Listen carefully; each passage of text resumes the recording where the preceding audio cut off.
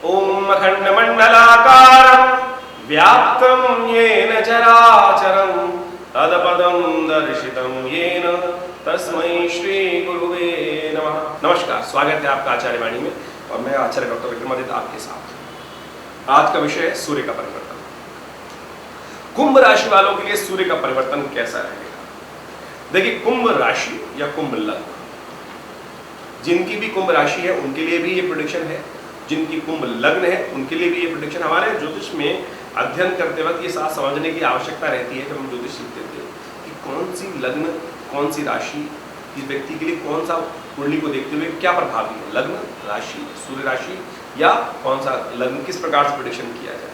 ये सब विषय है शोध का और ज्योतिष के अंदर बहुत अच्छे से अध्ययन करने लगता है कि कहाँ कुंडली मैच कर रही है किस किस चीज़ से, और उन सबको देखते हुए हमने ये व्यवस्था चालू करी। बहुत सारे आज की यूट्यूब का ज़माना आ गया, बहुत सारे लोग घर बैठ बैठे बहुत चीज़ समझना चाहते हैं, तो हमारे इस आचार्य वाणी चैनल के माध्यम से हम आपके साथ लगातार बहुत समय से जुड़े रहते हैं। बहुत सारे लोग हमें कमेंट भी कर रहे हैं और जुड़ भी रहे हैं और बहुत सारी बातें भी जान रहे हैं ज्योतिष विज्ञान के संबंध में।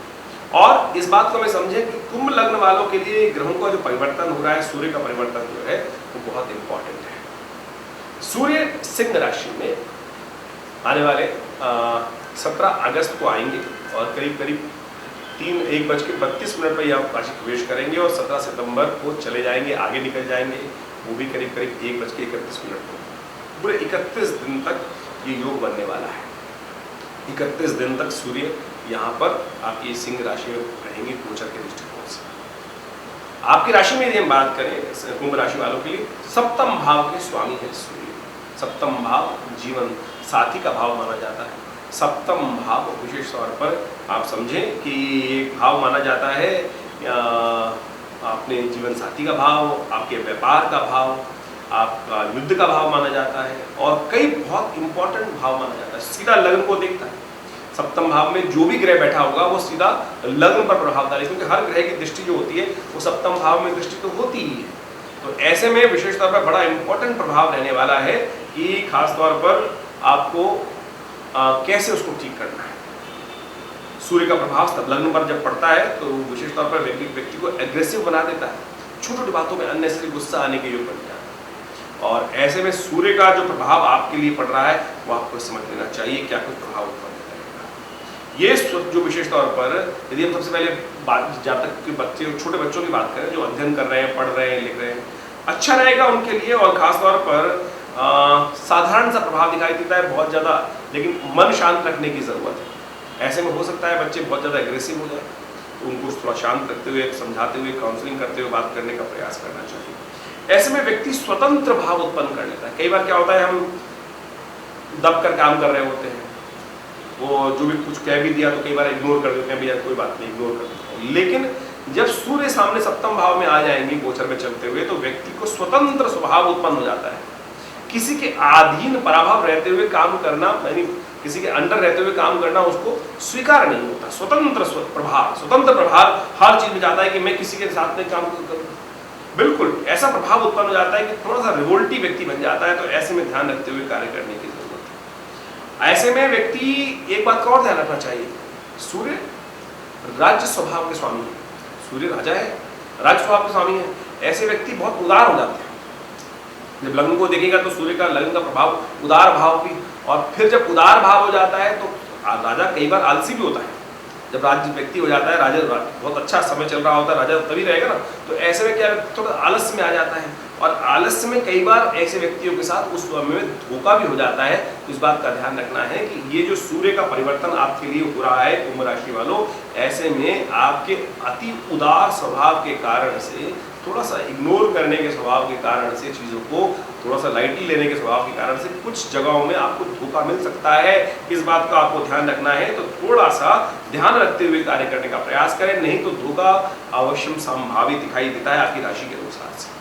आपको बहुत ध्यान रखते हुए कार्य करने की जरूरत है। तो ये आपके लिए बहुत जरूरी है, इस बात का ध्यान रखते हुए कार्य करें तो बहुत जरूरी रहेगा। जीवन साथी के लिए थोड़े ग्रह भारी दिखाई देते हैं, उनके स्वास्थ्य का विशेष तौर पर ध्यान रखें। छोटी छोटी बातों में एंजाइटी ना पालें, छोटी छोटी बातों में एग्रेसिव ना हो सकता है बहुत छोटी छोटी बातों में आपस में मनमुटाव इन दिनों होने के योग बन जाए। थोड़ा ध्यान रखते हुए कार्य करना आपको बहुत ज़्यादा ज़रूरी है, अन्यथा इस संबंध में थोड़ा सा कष्ट होने के योग है। स्वास्थ्य के संबंध में देखिए अब क्या हो रहा है, सूर्य सप्तम भाव में चल रहे हैं, एंजाइटी दे सकते हैं, पित्त को बढ़ा सकते हैं, तो इन सब बातों का ध्यान रखते हुए कार्य करने की जरूरी है। और मन थोड़ा सा उद्विग्न हो सकता है, इस बात को ध्यान रखें।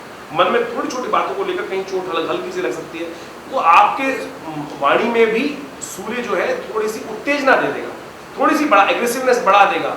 सूर्य जहाँ बैठा हुआ है आपको पता भी नहीं चलेगा, और फिर वो हर्ट अल्टीमेटली हर एक्शन का एक रिएक्शन भी होता है, वो आपको हर्ट कर सकता है। तो ऐसे में बड़े सावधानी के साथ धीरे धीरे हर चीज़ को सोच विचार कर काम करने की ज़रूरत है।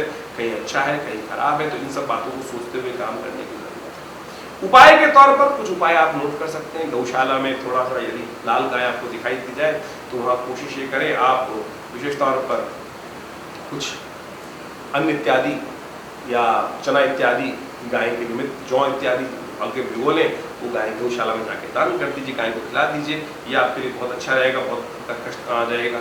एक काम और कर सकते हैं, हर रोज जो पुराने जमाने के सिक्के होते थे वो एक लोटे में डालकर, उस सिक्के डालकर फिर भगवान सूर्य को अर्घ्य देने का प्रयास कीजिए। एक बिल्वपत्र लेकर जल में डालकर उसके द्वारा भी नित्य प्रति भगवान सूर्य को अर्घ्य दे सकते हैं।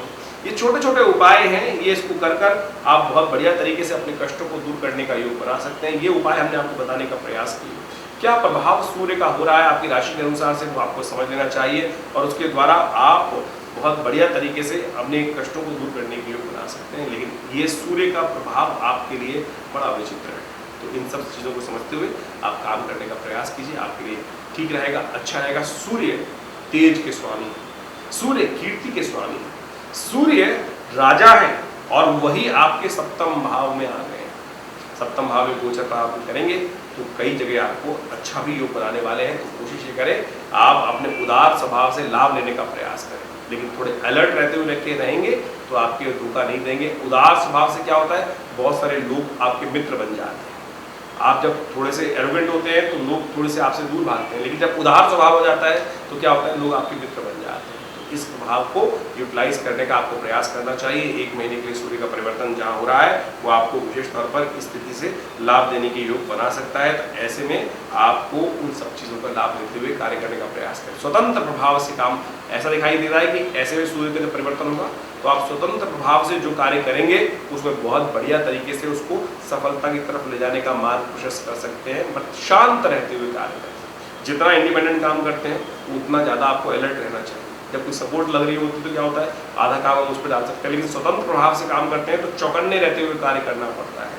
तो चौकन्ने रहते हुए काम करेंगे तो बहुत बढ़िया तरीके से लाभ भी लेंगे, आगे बढ़ने के योग बनाएंगे, और जो उपाय हमने बताए उनको अवश्य करने का प्रयास कीजिए। ऐसे में थोड़ा ध्यान कीजिए, और साथ साथ हो सके तो मंत्र इत्यादि का यज्ञ भी कर सकते हैं। हमने विवेकानंद योगाश्रम में सुंदर व्यवस्था कर रखी है। हर रविवार को एक विशाल यज्ञ, नवग्रह शांति महायज्ञ के नाम से आश्रम पर यज्ञ रहता है। तो ऐसे में सूर्य का परिवर्तन का जो प्रभाव पड़ रहा है उस अशुभ प्रभाव को दूर करने के लिए आप रविवार को यज्ञ जो होता है उसमें सम्मिलित हो सकते हैं। विवेकानंद योगाश्रम में सुबह करीब 8 बजे से लेकर 10:30 बजे तक ये कार्यक्रम चलता है। उसमें नवग्रह शांति महायज्ञ और गायत्री के यज्ञ, और साथ साथ भगवती महालक्ष्मी को प्रसन्न करने के विभिन्न मंत्रों के द्वारा यज्ञ किए जाते हैं। आप सब लोग दिल्ली में जो फ़ोन नंबर्स हैं उन पर संपर्क साध कर उस यज्ञ में भाग लेने के लिए आ सकते हैं, और माँ भगवती का सुंदर दर्शन प्राप्त कर कल्याण का मार्ग प्रशस्त कर सकते हैं। धन्यवाद, नमस्कार।